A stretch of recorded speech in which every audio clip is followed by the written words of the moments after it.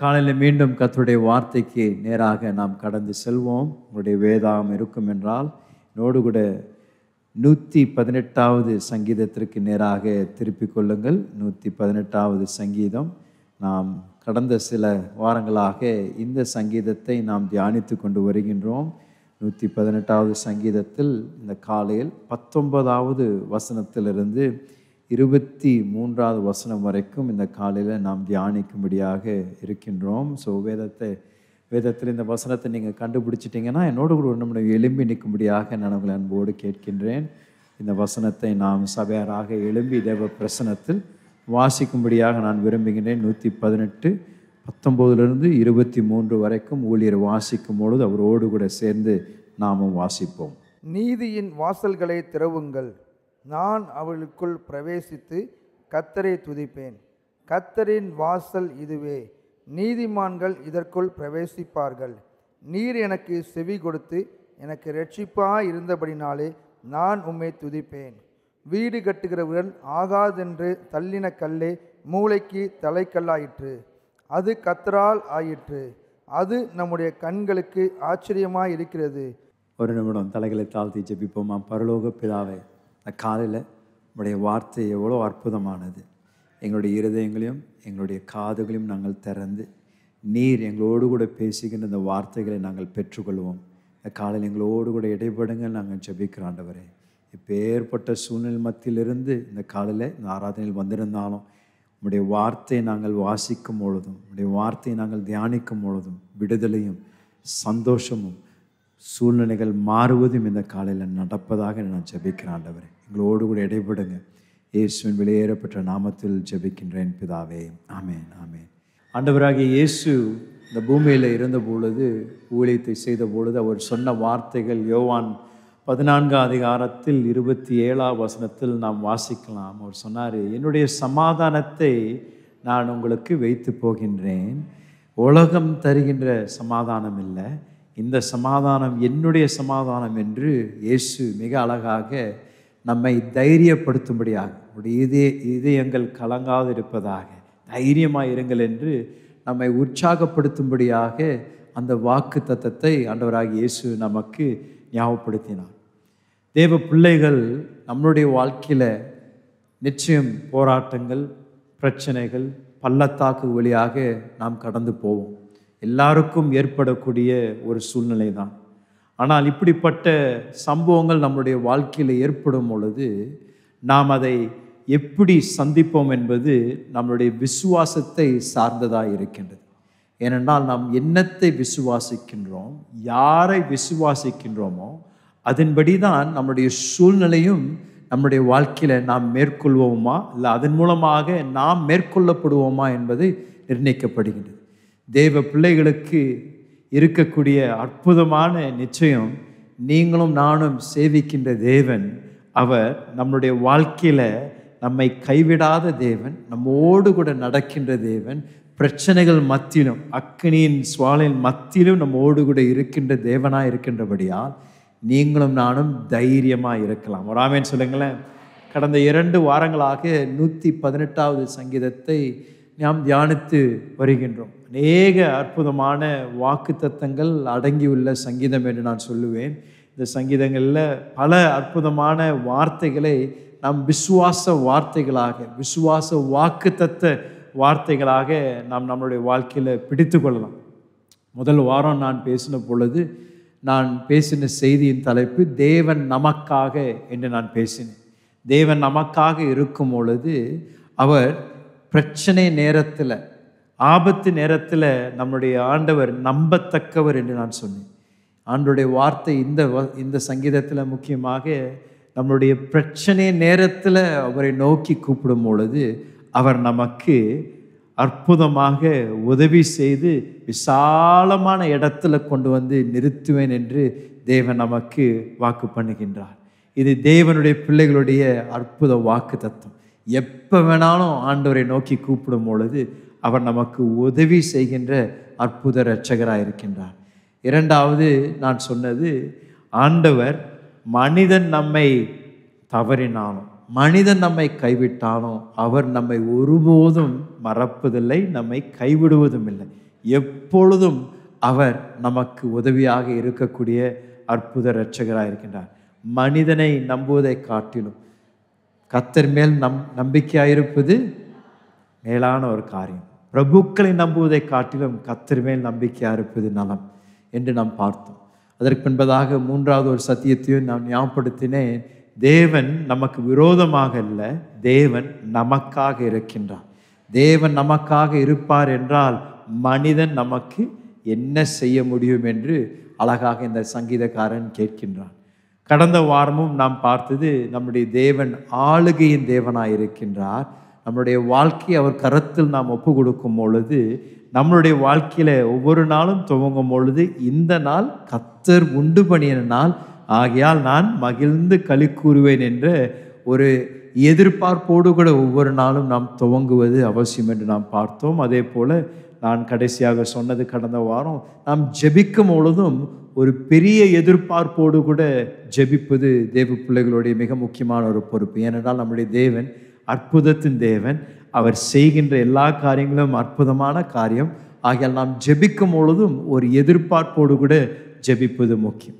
இந்த காலையில் நான் உங்களோடு கூட ஒரு தீர்க்க தரிசன நோக்கம் என்ற தலைப்பில் உங்களோடு கூட நான் பேச விரும்புகின்றேன். இந்த சங்கீதத்திலிருந்து தீர்க்க தரிசன நோக்கம் என்று உங்களோடு கூட பேச விரும்புகின்றேன்.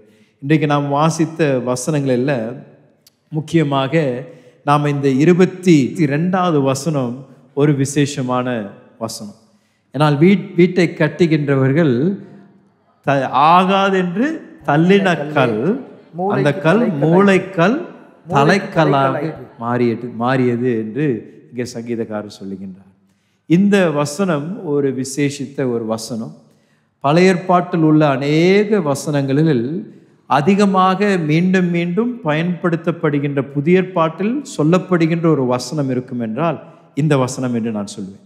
இந்த வசனத்தை நாம் அநேக இடங்களில் புதிய ஏற்பாட்டில் மீண்டும் மீண்டும் பார்க்கின்றோம். உதாரணத்திற்கு ஆண்டவராகிய இயேசு இந்த வார்த்தைகளை அவர் சொன்னார். 3 சுவிசேஷங்களையும் இந்த வசனங்களை இயேசு சொன்னதை குறித்து நாம் வாசிக்கலாம். மத்தேயு 21வது அதிகாரம் 42வது வசனத்தில் நாம் வாசிக்கலாம். லூக்கா 20வது அதிகாரம் 17வது வசனத்திலையும் நாம் வாசிக்கலாம். மார்க் 12வது அதிகாரம் 10வது வசனத்திலையும் நாம் இந்த வசனத்தை இயேசு பேசுவதை நாம் வாசிக்கலாம். அது மாத்திரமல்ல, அப்போஸ்தலர் புத்தகத்திலே கூட 4வது அதிகாரம் 11வது வசனம், எபேசியர் 2வது அதிகாரம் 20வது வசனத்திலும், 1 பேதுரு 2ஆம் அதிகாரம் 7வது வசனத்தில் இதே வசனத்தை புதிய ஏற்பாட்டில் மீண்டும் மீண்டும் இந்த வசனம் மீண்டும் வருகின்றதை நாம் பார்க்கின்றோம்.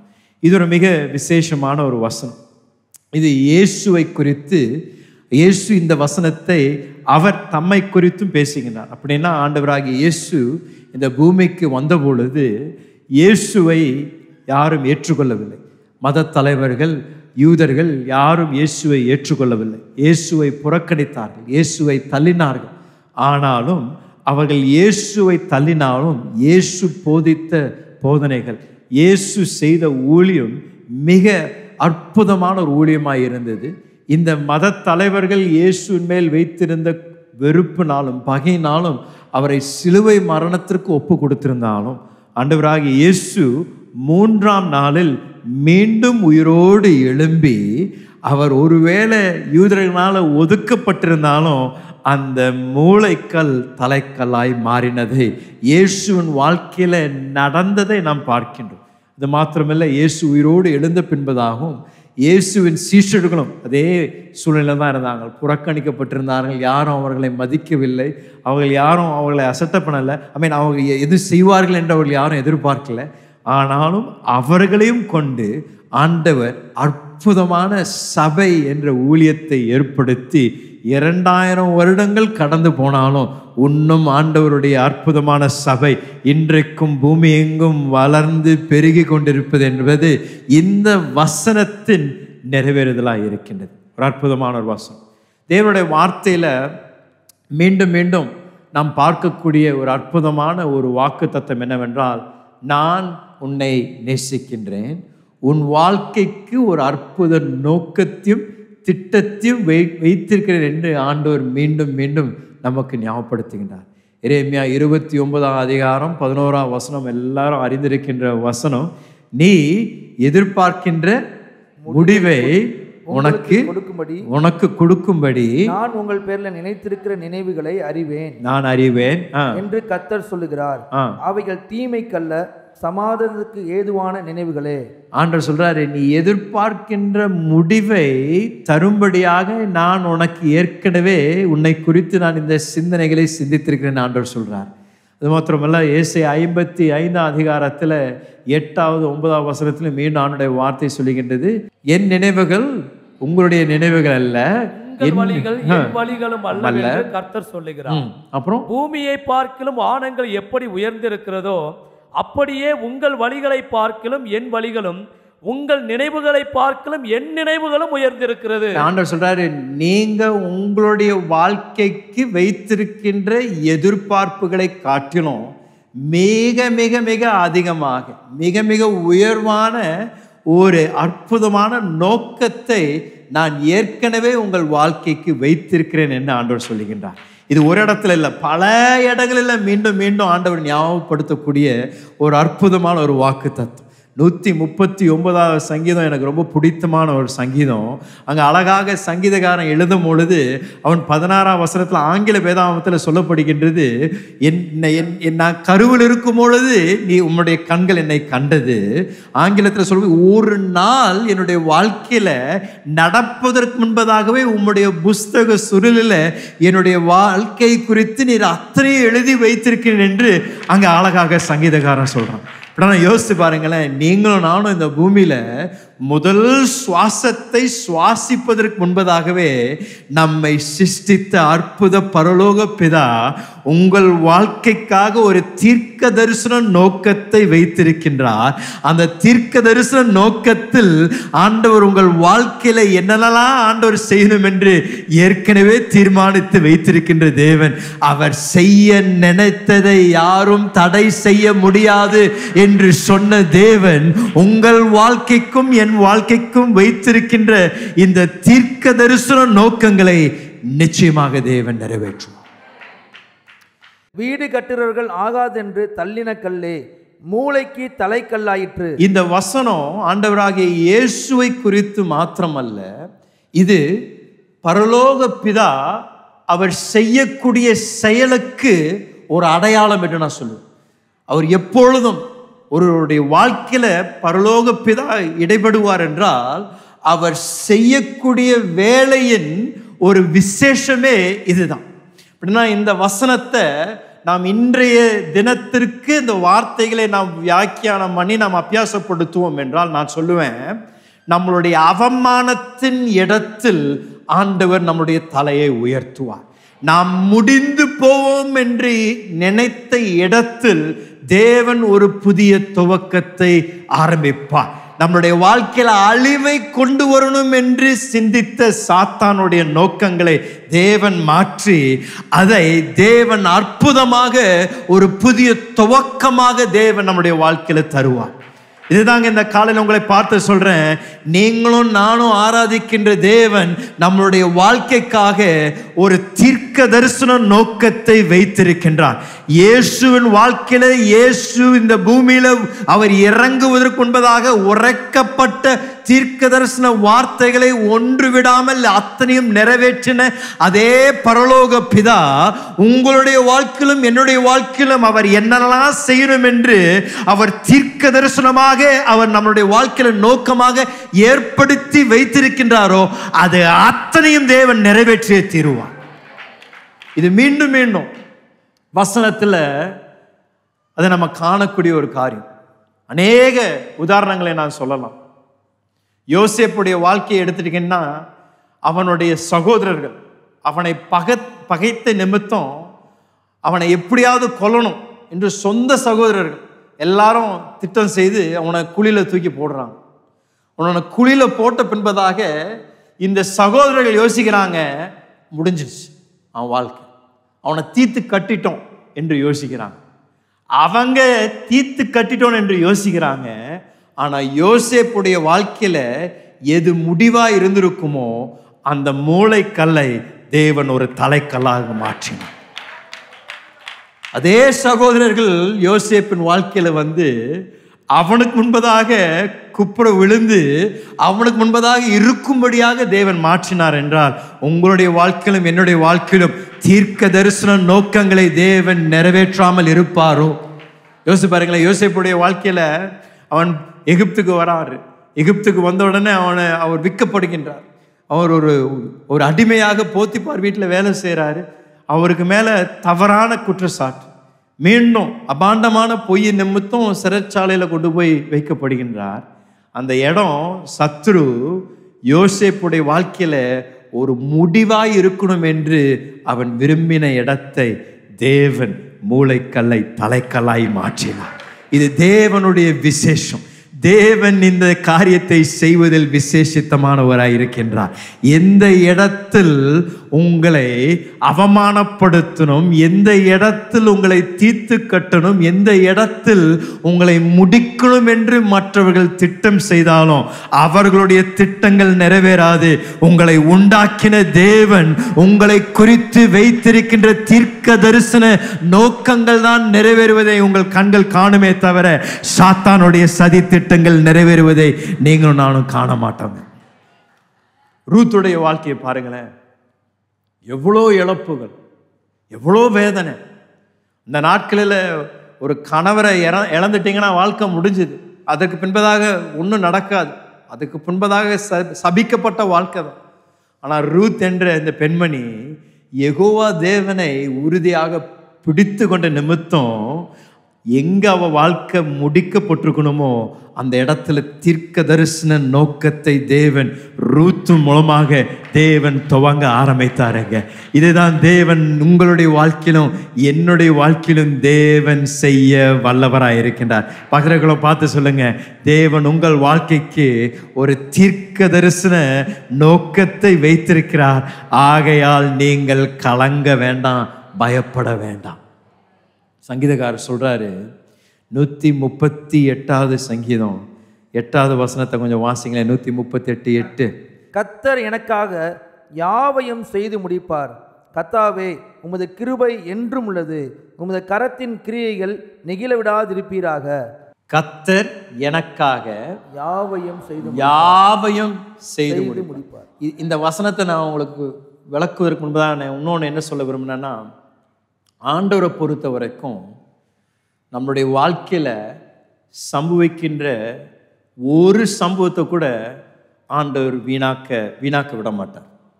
அப்படின்னா என்ன போராட்டமாக இருந்தாலும், எவ்வளோ கண்ணீராக இருந்தாலும், எவ்வளோ பெரிய ஒரு பள்ளத்தாக்காக இருந்தாலும் அதை தேவன் அவருடைய மகிமைக்காக பயன்படுத்துவார்.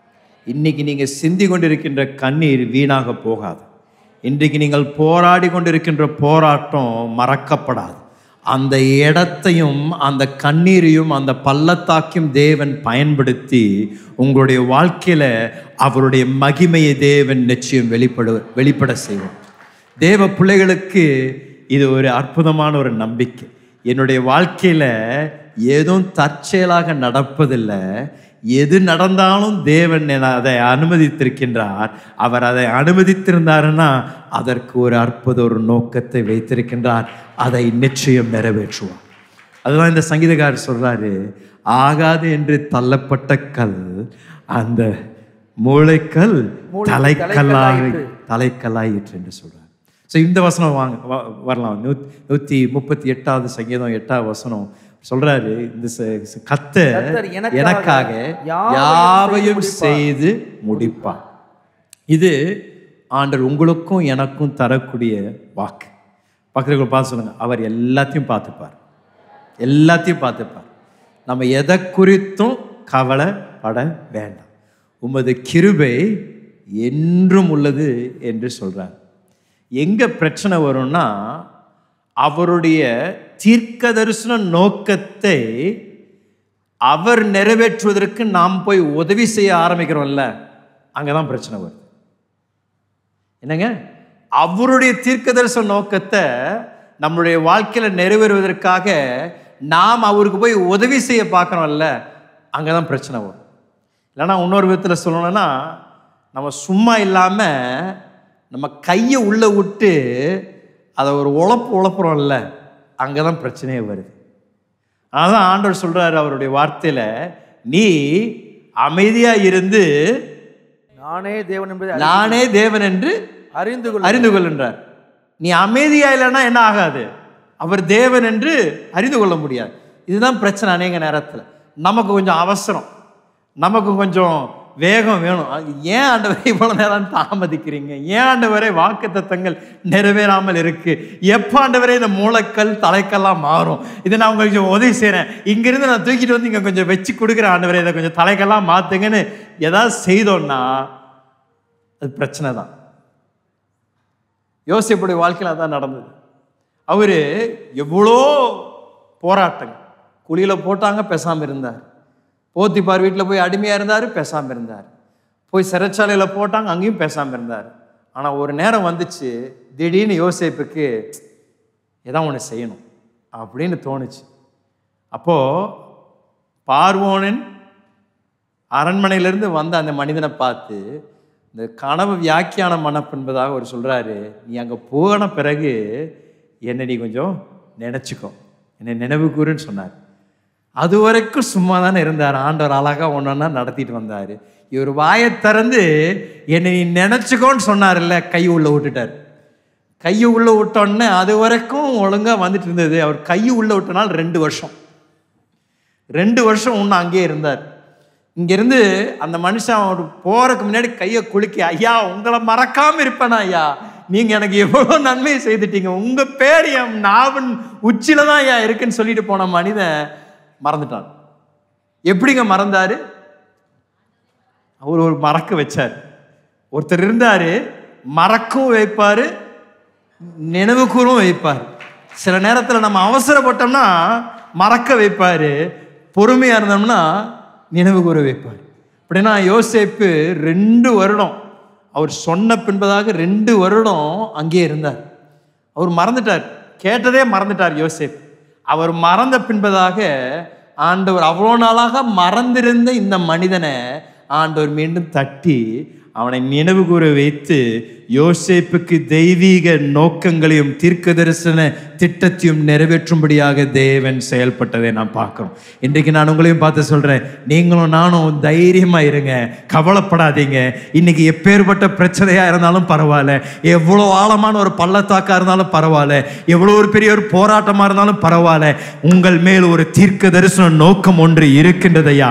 நீங்கள் இந்த பூமியில் உருவாக்குவதற்கு முன்பதாகவே உங்களை பெயர் சொல்லி அழைத்த தேவன் உங்களுடைய வாழ்க்கைக்கு தேவையான அத்தனையும் ஏற்கனவே அவர் சுருளில் எழுதி வைத்திருக்கின்றார். அவர் எழுதி வைத்தது ஒன்று விடாம அத்தனையும் நிறைவேற்றி தீருவார் என்பது உங்களுடைய நம்பிக்கையும் என்னுடைய நிச்சயமா இருக்கின்றபடியால் நமக்கு விரோதமாக உருவாக்கப்படுகின்ற எப்பேற்பட்ட ஆயுதமா இருந்தாலும் அது வாய்க்காது, அது நிலைக்காது. சாத்தானுடைய சதி திட்டங்கள் நம்முடைய வாழ்க்கையில மேற்கொள்ளாது.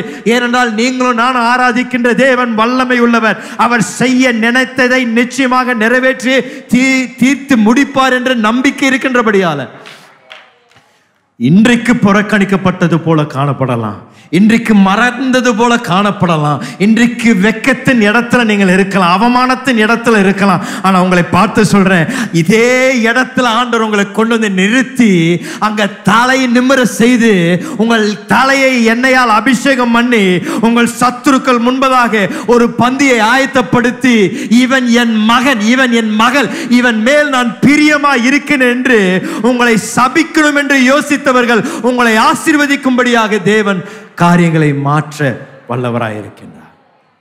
இதுதான் இந்த சங்கீதக்காரர் எழுதுறாரு. ஆகாது என்று தள்ளப்பட்டதை ஆண்டவர் மீண்டும் அதை நடுவில் எடுத்து அதை பிரஸ்தாபப்படுத்தக்கூடிய தேவனாய் இருக்கின்றார். தேவ பிள்ளைகளுடைய வாழ்க்கையில தேவன் இதை செய்ய வல்லவராய் இருக்கின்றார். நீங்கள் தைரியமாயிருங்கள், சந்தோஷமாயிருங்கள். இன்றைக்கு ஒருவேளை ஆகாது என்று தள்ளப்பட்ட போது நீங்கள் உணரலாம்.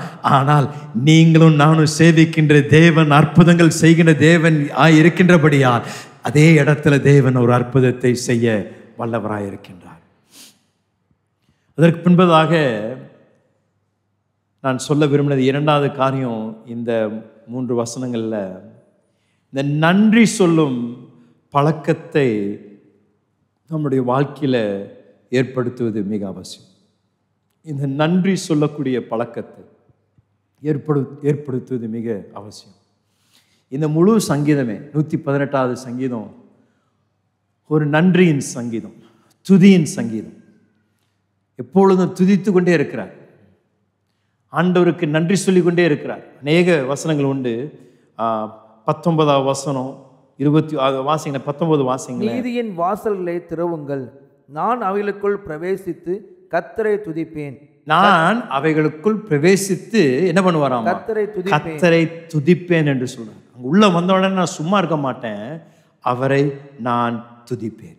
21வது வசனம் வாசிங்களேன். நீர் எனக்கு செவி கொடுத்து எனக்கு இரட்சிப்பா இருந்தபடினாலே நான் உம்மை துதிப்பேன். நீர் எனக்கு செய்த எல்லா நன்மைகள்னால நான் உம்மை துதிப்பேன் என்று சொல்றார். அதே போல போன வாரம் நம்ம பார்த்தோம், முதலாவது வசனமும் கடைசி 29வது வசனமும் மீண்டும் அவர் சொல்லக்கூடியது இதுதான். கர்த்தரை துதியுங்கள், அவர் நல்லவர், அவர் கிருபை என்றும் உள்ளது. இதுதான், அப்படிதான் ஆரம்பிக்கிறாரு, அப்படிதான் முடிக்கிறார். கர்த்தரை துதியுங்கள், அவர் நல்லவர், அவர் கிருபை என்றும் உள்ளது என்று சொல்றார். 28வது வசனம் வாசிங்களேன். நீர் என் தேவன், நான் உம்மை துதிப்பேன், நீர் என் தேவன், நான் உம்மை உயர்த்துவேன். ஸோ நான் உம்மை துதிப்பேன், நான் உம்மை உயர்த்துவேன், நான் உமக்கு ஆராதனை செலுத்துவேன் என்று இந்த அதிகாரம் முழுவதும் இந்த சங்கீதக்காரன் ஆண்டவரை எப்பொழுதும் துதித்து கொண்டே இருக்கிறான். ஆண்டவருக்கு எப்பொழுதும் நன்றி சொல்லி கொண்டே இருக்கின்ற ஒரு மனிதனாக இருக்கின்றான். இந்த நன்றி சொல்லுவது, தேவனை துதிப்பது தேவ பிள்ளைகளுக்கு ஒரு மிக முக்கியமான ஒரு ஒழுக்கமாக இருப்பது அவசியம். ஒழுக்கம்னு சொல்கிறது ஏன்னா, அநேக நேரத்தில் அது நமக்கு இயற்கையாக வரலைன்னா கூட நாம் தேவனை துதிக்க கற்றுக்கொள்ளணும், தேவனுக்கு நன்றி சொல்ல நாம் கற்றுக்கொள்ளணும்.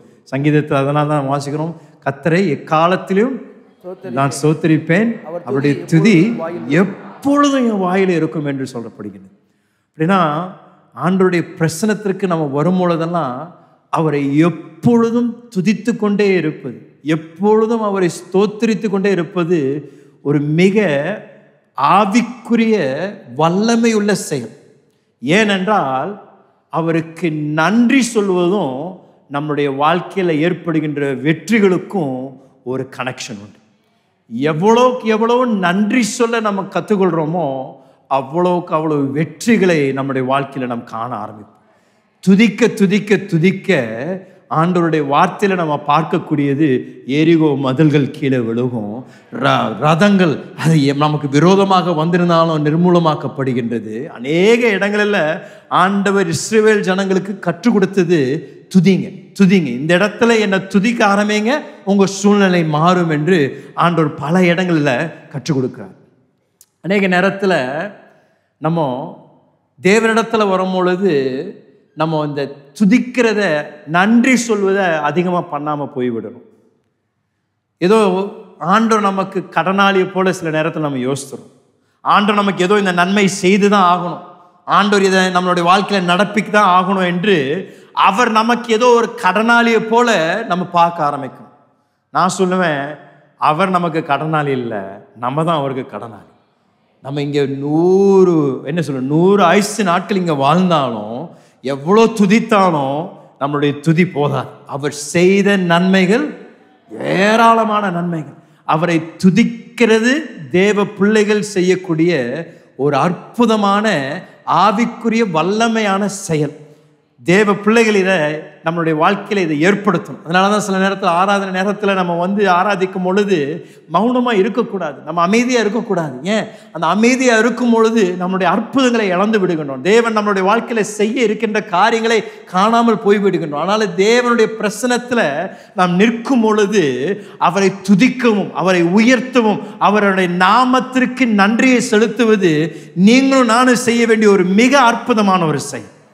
கரங்களை உயர்த்தி என்னோட கூட ஒரு நிமிஷம் சொல்லுங்களேன். ஆண்டவரே, நீர் எவ்வளோ உண்மையானவர், நீர் நன்மை செய்கின்றவர். கடந்த 6 மாதங்கள் என்னை கண்மணி போல காத்து என்னை நடத்தினீங்களே ஆண்டவரே, எனக்கு எந்த குறையும் இல்லாமல் ஆண்டவரே இதுவரைக்கும் என்னை நடத்தின என்னுடைய எபினேசருக்கு இந்த காலையில் ஆராதனை, இந்த காலையில் நன்றி பலிகளை செலுத்துகின்றேன். எனக்கு சுகத்தை தந்தீங்களே, பலத்தை தந்தீங்களே, ஆபத்து விபத்து எனக்கு நேரிட்டாலும் என்னுடைய உயிரை நீங்க காப்பாத்தினீங்களே, என் வியாபாரம் வியாபாரத்தின் மேல உம்முடைய கரம் இருந்தது, என்னுடைய படிப்பு மேல உன் கரம் இருந்தது, என் பிள்ளைகள் மேல உம்முடைய கரம் இருந்தது. உமக்கு நன்றி ஐயா. உமக்கு இந்த காலையில் ஆராதனையை செலுத்துகின்றோம். எங்களுடைய உள்ளம் இந்த காலையில நன்றியால் பொங்கி உம்முடைய நாமத்தை உயர்த்துகின்றோம், உம்முடைய நாமத்தை போற்றுகின்றோம். நீர் நல்லவர், உண்மை உள்ளவர், உம்மை போல ஒரு தேவன் இல்லையா. உம்மை கொண்ட ஜனம் பாக்கியமப்பா. நீர் எங்களுடைய வாழ்க்கையில எவ்வளோ நன்மைகளை செய்திருக்கின்றீர். ஏராளம் ஏராளம் ஏராளம் கணக்குக்கு அடங்காத நன்மைகளை செய்த தேவனுக்கு இந்த காலையில துதியும் ஆராதனையை செலுத்துகிறான். அவரை துதிக்கிறது, அவருக்கு நன்றி சொல்லுவது ஒரு மிக முக்கியமான ஒரு ஆவிக்குரிய வல்லமையான செயல். நம்மளுடைய ஊர்ல கலாச்சாரத்தில் சில நேரத்தில் சிலருக்கு நன்றி சொல்லும் பொழுது உடனே சொல்லுவாங்க, டோன்ட் மென்ஷன், அதெல்லாம் ஒன்றும் சொல்லாதீங்க அப்படின்வாங்க. நான் சொல்லுவேன், தேவ பிள்ளைகளுக்கு அப்படியெல்லாம் இல்லை. மென்ஷன் பண்ணணும், சொல்லி தான் ஆகணும். அவர் செய்ததை சொல்லி தேவனுக்கு நன்றி சொல்வது மிகவும் மிகவும் வல்லமையுள்ள ஒரு காரியம். ஒருவேளை முழுமையா ஒன்றும் காரியங்கள் நடக்கலைன்னா கூட எது நடந்திருக்கின்றதோ அதன் மேல் கவனத்தை வைத்து அதற்கு நன்றி சொல்லும் பொழுது மீதி நடக்காமல் இருக்கின்றதும் நடக்கும்படியாக தேவன் உங்கள் வாழ்க்கையில நிச்சயமாக செயல்படுவார். இங்க யாராவது ஒருத்தர் செய்த பின்பதாக நம்ம நன்றி சொல்றோம். ஆனா தேவ ராஜ்யத்துல அது செய்வதற்கு முன்பதாக நன்றி சொல்றோம். அது நன்றி சொல்ல சொல்ல சொல்ல அது செய்ய ஆரம்பிப்பார். அது நம்மளுடைய வாழ்க்கையில நிறைவேறுவதை பார்க்க ஆரம்பிப்போம். இந்த காலையில் நான் உங்களை பார்த்து சொல்றேன், அவரை துதிக்கவும் அவருக்கு நன்றி செலுத்தவும் தயங்காதீங்க. ஒவ்வொரு நாள் எழும்பும் பொழுதும் உங்களுடைய நாவு நன்றியால துதியால நிரப்பப்படுவதாக. அவர் செய்த நன்மைகளை மறவாமல் உங்களுடைய வாழ்க்கையில அவர் செய்திருக்கின்ற எத்தனையோ காரியங்களுக்கு நன்றி சொல்ல நீங்களும் நானும் கற்றுக்கொள்வது அவசியம். அதுதான் இந்த சங்கீதத்தில் நம்ம பார்க்கணும். ரெண்டாவது மிக முக்கியமான ஒரு காரியம், அவர் நன்றி சொல்லுவது, தேவனுக்கு துதியும் தேவனுக்கு ஆராதனையும் செலுத்தக்கூடிய ஒரு மனிதனாக இருந்தார். மூன்றாவதாக இங்கே பார்க்கக்கூடிய மிக முக்கியமான ஒரு சத்தியம் 19வது 20வது வசனத்தில் நாம் பார்க்கின்றோம். அவர் சொல்லுகின்றார், நீதியின் வாசல்களை திறவுங்கள், நான் அவைகளுக்குள் பிரவேசித்து கர்த்தரை துதிப்பேன். கர்த்தரின் வாசல் இதுவே, நீதிமான்கள் இதற்குள் பிரவேசிப்பார்கள். நீதியின் வாசல்களை திறவுங்கள், நான் அவைகளுக்குள் பிரவேசிப்பேன், கர்த்தரை துதிப்பேன். கர்த்தரின் வாசல் இதுவே, நீதிமான்கள் இதற்குள் பிரவேசிப்பார்கள்.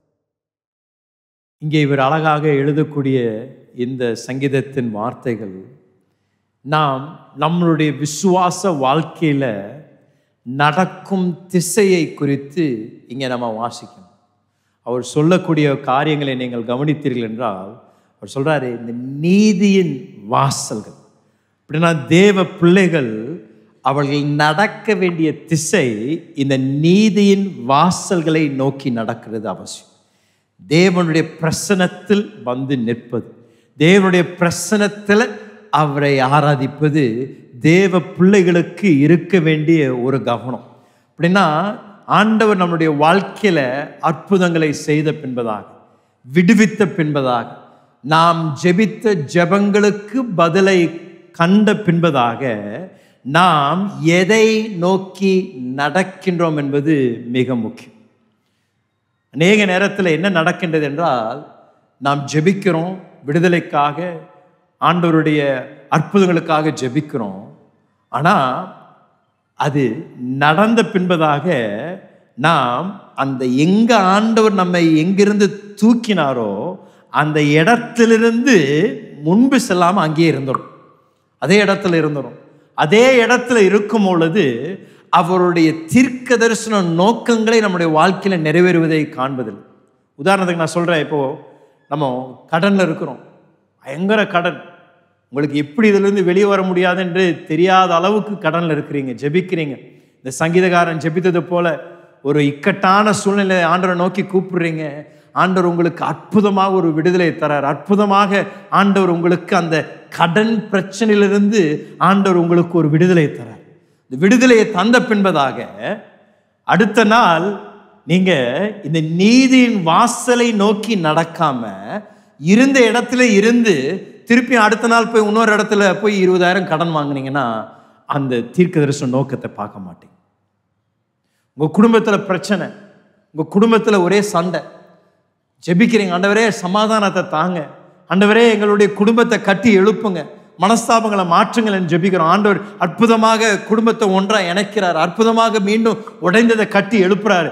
அதெல்லாம் ஆண்டவர் செய்து முடித்த பின்பதாக நமக்குள்ள அந்த ஒரு தீர்மானம் வரும், இன்றையிலிருந்து அந்த நீதியின் பாதையில நான் நடந்து இந்த இடத்துக்கு நான் திரும்பி வரமாட்டேன், இந்த அடிமைதனத்துக்கு நான் திரும்பி வரமாட்டேன், இந்த பிரச்சனைக்கு நான் திரும்பி வரமாட்டேன். இதற்கு நான் இன்றோடு கூட ஒரு முற்றுப்புள்ளி வைத்து என் கண்களை நீதியின் வாசலுக்கு நேராக நான் திருப்பி அதில் பிரவேசித்து அதில் தேவனை ஆராதிக்கும்படியாக ஒவ்வொரு நாளும் என்னுடைய வாழ்க்கையில என்னுடைய படிகளை முன்படியாக எடுத்து வைப்பேன் என்று சொல்லும் பொழுது, அப்பொழுது தேவன் செய்த அற்புதங்களை நிலை நிற்பதை நீங்களும் நானும் காண ஆரம்பிப்போம். இதான் சங்கீதக்காரர் சொல்றாரு, என்னுடைய கண்கள் அந்த நீதியின் வாசலுக்கு நேராக திருப்பப்பட்டிருக்கின்றது. தேவன் என்னுடைய வாழ்க்கையில செய்திருக்கின்ற இந்த அற்புதங்களை நான் அசட்டை பண்ணாம அதை நான் பெற்றுக்கொண்டு அதற்கு பின்பாக ஒரு தீர்மானத்தை செய்கிறேன், நான் இருந்த இடத்தில் நான் திரும்பி இருக்க மாட்டேன், செய்து கொண்டிருந்த அந்த காரியங்களை நான் மீண்டும் செய்ய மாட்டேன். எனக்குள் ஒரு புதிய ஒரு தீர்மானம், ஒரு புதிய துவக்கத்தை தந்த தேவன், அதை நான் பின்தொடர்வேன் என்று ஒரு உறுதியாக ஒரு தீர்மானத்தோடு கூட நடப்பேன். ஆண்டவர் இதை குறித்து எச்சரிக்கையாக மத்தேயு சுவிசேஷத்தில் சொல்றாரு. மத்தேயு 12ஆம் அதிகாரம் 43ஆம் வசனத்திலிருந்து 45ஆம் வசனம் வரைக்கும் வாசிங்களேன். அசுத்த ஆவி ஒரு மனுஷனை விட்டு புறப்படும் போது வறண்ட இடங்களில் அலைந்து இளைப்பாறுதல் தேடியும் கண்டடையாமல் தான் விட்டு வந்த என் வீட்டிற்கு திரும்பி போவேன் என்று சொல்லி அங்கே வந்து அந்த வீடு வெறுமையாகவும் பெருக்கி ஜோடிக்கப்பட்டதாகவும் இருக்க கண்டு திரும்பி போய் தன்னிலும் பொல்லாத வேறு 7 ஆவிகளை தன்னோடே கூட்டிக் கொண்டு வந்து உட்புகுந்து அங்கே குடியிருக்கும்.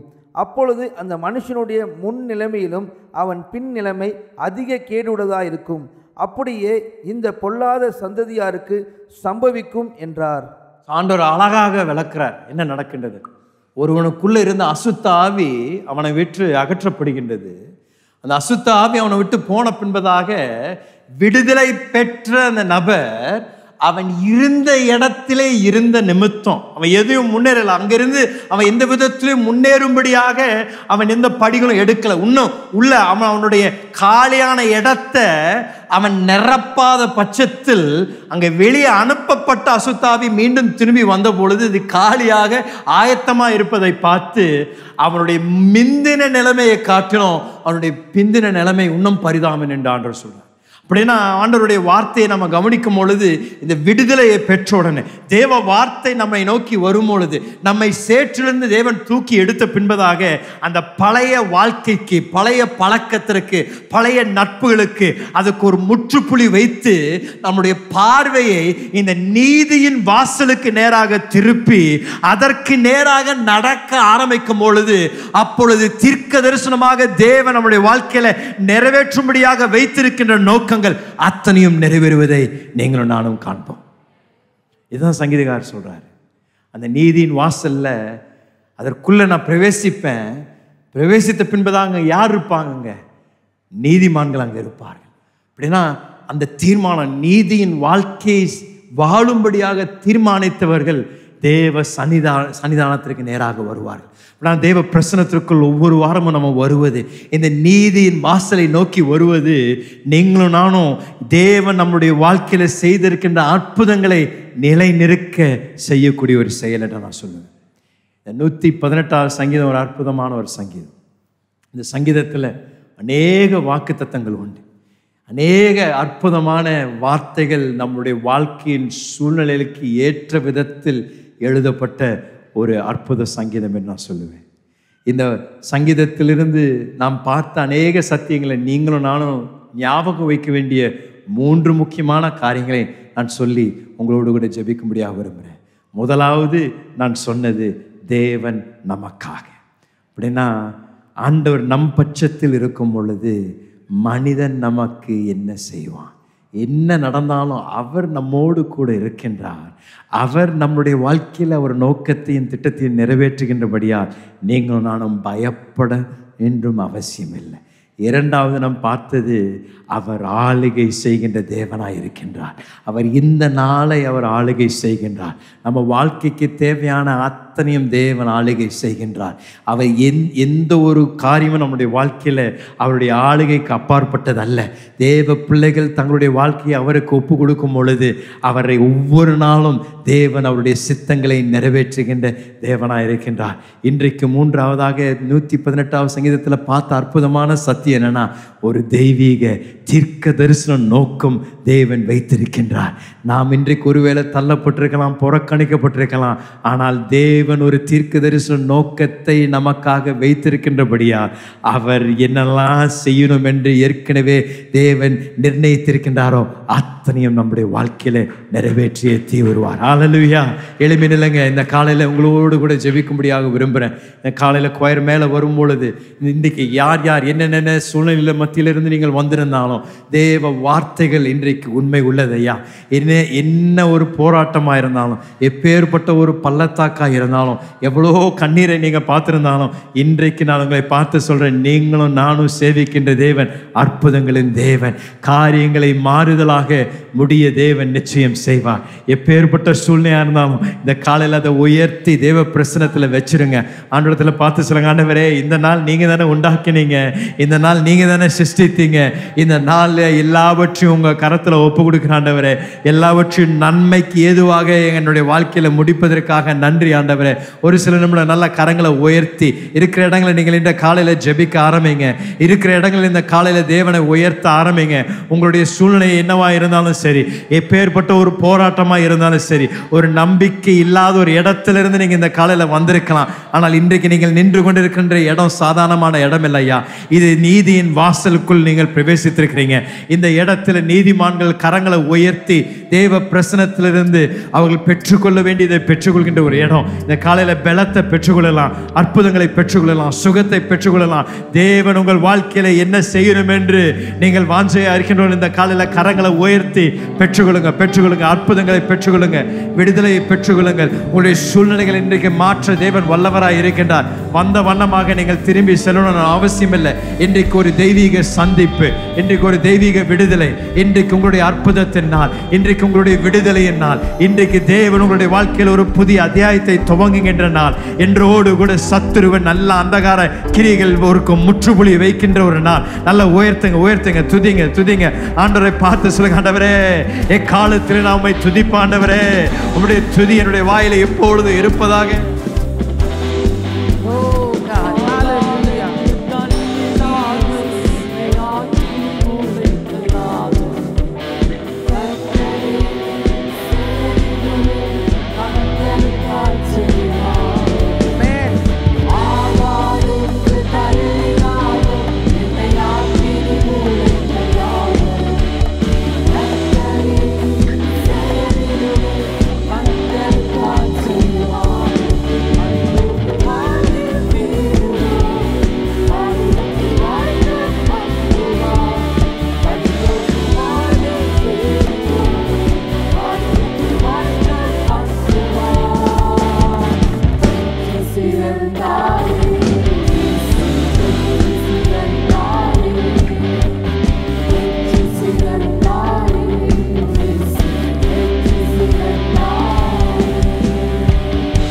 அருமையான தேவ சத்தியத்தை நாம் இந்த காலவெளியில கேட்டோம். 118ஆம் சங்கீதத்திலிருந்து கர்த்தர் இந்த காலவெளியில ஒவ்வொருவரோடு பேசிக்கொண்டே இருக்கிறார். நம் ஒவ்வொருவரை குறித்த ஒரு தீர்க்க தரிசன நோக்கம் ஆண்டவருக்கு உண்டு. நம்மை குறித்த ஒரு தீர்க்க தரிசன திட்டத்தை கர்த்தர் ஏற்கனவே தாயின் கருவிலே உருவாகும் பொழுதே கர்த்தர் எல்லாவற்றையும் நமக்காக முன் குறித்து எழுதி வைத்திருக்கிறார். அவர் வைத்திருக்கிற தீர்க்க தரிசன நோக்கத்தை இந்த உலகத்தில் தடை செய்ய எவராலும் முடியாது. ஆனால் நாம் தான் கர்த்தருடைய கரங்களிலே நம்மை அர்ப்பணிக்கும் பொழுது கர்த்தர் அதை நிச்சயமாய் நம் வாழ்க்கையிலே நிறைவேற்றி தருவார். ஆமென். இந்த காலவெளியில கர்த்தருடைய சமூகத்தில் என் வாழ்க்கையை நான் முழுவதும் ஒப்பு கொடுக்கிறேன். தேவன் என்னை குறித்து வைத்திருக்கிற நோக்கம் என் வாழ்வில் பூரணமாய் நிறைவேற வேண்டும் என்ற வாஞ்சை உள்ளவர்கள் வாழ்க்கையில நீங்க ஒருவேளை இன்றைக்கு கேட்ட அந்த தேவ வார்த்தை போல வீடு கட்டுகிறவர்கள் ஆகாதென்று தள்ளின கல்லே அது மூளைக்கல்லாய் அது தலைக்கல்லாய் மாறிற்று. தள்ளப்பட்ட உங்களை கொண்டுதான் கர்த்தர் பெரிய காரியங்களை செய்ய முடியும். உங்களை கொண்டுதான் கர்த்தர் ஒரு மகிமையான திட்டத்தை வைத்திருக்கிறார். தள்ளப்பட்டவர்கள் மறக்கப்பட்டவர்கள் என்ற நிலையில ஒருவேளை உங்கள் வாழ்க்கை இதுவரை காணப்பட்டிருக்கலாம். ஆனால் இன்றைக்கு ஆண்டவர் சொல்றார், உங்களை கொண்டுதான் கர்த்தர் ஒரு பெரிய திட்டத்தை நிறைவேற்ற சித்தம் கொண்டு இருக்கிறார். உங்களை தலைக்கல்லாய் மாற்றுகிறவர். இயேசுவின் வாழ்க்கை எப்படி இருந்ததோ அப்படியே நம்முடைய வாழ்க்கையை ஆசீர்வதித்து தர வல்லவராய் இருக்கிறார். எந்த சூழ்நிலையிலும் கர்த்தரை துதிக்க, கர்த்தரை உயர்த்த, அவர் சகலமும் என் வாழ்க்கையில நன்மைக்கு ஏதுவாகவே நடப்பிக்கிறார். என் கர்த்தர் என்னை குறித்து வைத்திருக்கிற நோக்கம் திட்டமெல்லாம் நன்மைக்கு ஏதுவானவைகளே. நீதியின் வாசலில் பிரவேசியுங்கள் என்ற கேட்ட வார்த்தையின் பிரகாரம் தேவனுடைய திட்டத்துக்குள்ள சித்தத்துக்குள்ள நம்மை ஒப்பு கொடுக்கும் பொழுது நாம் நீதியின் பாதைக்குள்ளே பிரவேசிக்கிறோம். அந்த நீதிமானின் பாதை நடுப்பகல் வரைக்கும் அதிகமாய் பிரகாசிக்கிற அந்த சூரிய பிரகாசத்தை போல கர்த்தர் மகிமையாய் நம் வாழ்க்கையை நடத்த வல்லவராய் இருக்கிறார். கர்த்தர் இந்த காலவெளியில் உங்கள் வாழ்க்கையில ஒரு திருப்பு முனையை தரப்போகிறார். சத்ரு எதெல்லாம் உங்க வாழ்க்கையில திருடி வச்சிருந்தானோ, எந்தெந்த இடங்களில வெட்கப்பட்டீர்களோ, எந்தெந்த இடங்களில அவமானங்களை சந்தித்தீர்களோ, எந்தெந்த இடங்களில கைவிடப்பட்ட நிலையை போல வாழ்க்கையில உணர்ந்தீர்களோ, அதே இடங்களில கர்த்தர் உங்களை உயர்த்தி உங்களை ஆசீர்வதித்து உங்களை மேன்மைப்படுத்த வல்லவராய் இருக்கிறார். இன்னும் அந்த சத்தத்தை கேட்டுக்கொண்டிருக்கிறவர்கள் ஓடி வாருங்கள். விசுவாச அறிக்கை செய்து இந்த விசுவாச நடை போட்டு கர்த்தருடைய வார்த்தைக்கு நம்மை அர்ப்பணிக்கும் பொழுது அவர் என்ன வாக்களித்திருக்கிறாரோ அதை நிச்சயம் நம் வாழ்க்கையிலே நிறைவேற்றியே தீர்ப்பார். ஹல்லேலூயா, ஹல்லேலூயா. நல்ல ஆண்டவரை நோக்கி செபிக்க போகிறோம். ஆண்டவரே, எங்களை உங்களுடைய கரத்துல கொடுக்கிறோம் அப்பா. உங்க திட்டத்துக்கு எங்களை அர்ப்பணிக்கிறோம் ஆண்டவரே என்று நல்ல கரங்களை நல்ல ஆண்டவருக்கு நேரா உயர்த்தி ஒப்பு கொடுங்க பார்க்கலாம். இந்த வார்த்தை ஒவ்வொருவருக்கு நேராய் வந்து கொண்டிருந்தது. ஒவ்வொருவருக்கும் ஆண்டவர் தீர்க்க தரிசன திட்டங்களை கொடுத்திருக்கிறார். இந்த அதிகாரமே ஒரு தீர்க்க தரிசன அதிகாரம். தாவீது பெலிஸ்தர் கரங்களில் இருந்து முழுவதும் விடுவிக்கப்பட்டு சிங்காசனத்தில் அமர்ந்ததும் பாடின பாட்டுதான் இந்த பாடல். 118ஆம் பாடல். கர்த்தர் உங்கள் வாழ்க்கையில் இருக்கிற எல்லா சத்துருக்களையும் முறியடித்து உங்களை ஒரு சமாதான எல்லைக்குள்ளே வழி நடத்த அவர் வல்லவராய் இருக்கிறார். பெலிஸ்தர் கரங்களிலிருந்து முழுவதும் விடுவித்து அவனை சிங்காசனத்திலே அமர பண்ணின அதே தேவன் உங்களுக்கும் செய்ய வல்லவராய் இருக்கிறார். ஒரு சமாதான நிலைக்குள்ளே கர்த்தர் கொண்டு வர போகிறார். கரங்களை உயர்த்தி சொல்லுங்க, அப்பா, உங்களை மாத்திரம் நான் நம்பி இருக்கிறேன், உங்களை மாத்திரம் நான் சார்ந்து இருக்கிறேன். என்னை நடத்துகிறவர் நீர் அல்லவோ, என்னை ஆசீர்வதிக்கிறவர் நீர் அல்லவோ. சொல்லுங்க, நன்றி இயேசுவே, நீர் ஒருவரே எனக்கு போதுமாண்டவரே, நீர் போதுமாண்டவரே. ஷபலரபாதியந்து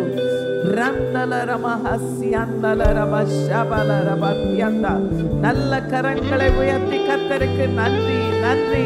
கரங்களை தட்டி கர்த்தருக்கு நன்றி, நன்றி. ஸ்தோத்திரத்தை எழுப்பி கர்த்தருக்கு நன்றி. Lord, we receive your word, we believe your word. உம்மை சார்ந்து கொள்ளுகிறோம் ஆண்டவரே. உம்முடைய ஜனத்தோடு நீர் பேசின வாக்குத்தத்தங்களுக்காக உமக்கு நன்றி ஆண்டவரே. தள்ளப்பட்ட மறக்கப்பட்ட எங்களை ஆண்டவரே நீ மூளைக்கல்லாய் மாற்றுகிறவர், தலைக்கல்லாய் மாற்றுகிறவர். எங்கள் வாழ்க்கை கரத்தில் எடுத்திருப்பவரே, இந்த காலவெளியில இந்த ஆராதனைக்கு வந்திருக்கிற ஒவ்வொரு வாழ்க்கையும் ஒவ்வொரு சூழ்நிலையும் நீ கரத்தில் எடுத்திருப்பதற்காக நன்றி ஆண்டவரே. எந்தெந்த நாளில எந்தெந்த சூழ்நிலையில அப்பா சவால்களை சந்தித்திருக்கிறார்களோ அவமானங்களை சந்தித்திருக்கிறார்களோ, ஆண்டவரே வெட்கத்தை அனுபவித்திருக்கிறார்களோ, அதே இடத்துல உம்முடைய ஜனத்தை நீர் ஆசீர்வதித்து அவர்கள் தலையை உயர்த்துகிற தேவன், என் தலையை நிமிர பண்ணுகிறவர், தலையை நிமிர்த்துகிறவர், உயர்த்துகிற தேவன். பேச்சுகளுக்கு உங்கள் தலையை உயர்த்துகிறவர், உங்களை ஆசீர்வதிக்கிறவர், உங்கள் கரத்தை பிடித்திருக்கிறவர். ஆண்டவரே, எங்கள் கரத்தை நீர் பிடித்திருப்பதற்காக நன்றி அப்பா. எங்களை ஆசீர்வதிப்பதற்காக நன்றி ஆண்டவரே. நீதியின் வாசலிலே பிரவேசித்து உம்முடைய ஆசீர்வாதங்களை நாங்கள் சுதந்திரித்து வாழ இந்த காலவெளியிலே எங்களை ஒப்பு கொடுக்கிறோம் ராஜா. நீர் எங்களோடு இருந்து எங்களை அற்புதமாய் நடத்துவதற்காக உமக்கு கோடி கோடி நன்றி ஆண்டவரே, நன்றி ஆண்டவரே, உமக்கு ஸ்தோத்திரம் ஆண்டவரே. இந்த நாள் கர்த்தர் உண்டு பண்ணின நாள், இதிலே மகிழ்ந்து களி கூறுவோம் என்று சங்கீதக்காரன் பாடின அந்த வார்த்தைகளைப் போல இந்த நாள் உடைய பிள்ளைகள் ஜெயமாய் நீ நடைபோட, இந்த மாதத்திலே வெற்றியாய் நடத்த நீர் ஒவ்வொருவருடைய கரத்தை பிடித்திருக்கிறீரே. ஒவ்வொருவரையும் நீர் ஜெயப்பாதையிலே நடத்துவீராக, ஆசீர்வாதங்களை தருவீராக. இல்லாமை என்பது இல்லை என்பதை இந்த மாதம் முழுவதும் அனுபவிக்க உடைய பிள்ளைகளை வழிந்து ஓடுகிற ஆசீர்வாதங்களினாலே நிரப்பி விடும் ராஜா. இந்த கரத்தில் ஒப்பு கொடுக்கிறோம். எல்லா துதிகன மகிமை உமக்கே செலுத்துகிறோம். இயேசுவின் இன்ப நாமத்தில் வேண்டுகிறோம் பிதாவே, ஆமென், ஆமென். அப்பாவுக்கு நல்ல ஒரு கரவலியை. முன்னாடி வந்தவர்களுக்காக ஊழியர்கள் ஜெபிப்பார்கள். ஜெபித்தா ஒவ்வொருவரும் ஜெபத்தை பெற்றுக்கொண்டு போக உங்களை அன்பாய் கேட்டுக்கொள்கிறோம். ஒவ்வொருவர் மேலும் கர்த்தருடைய ஆசீர்வாத கரம் அமர்ந்திருக்கிறது. ஆமென். Hallelujah, hallelujah. Thank you Lord. God bless you. வெற்றியோடு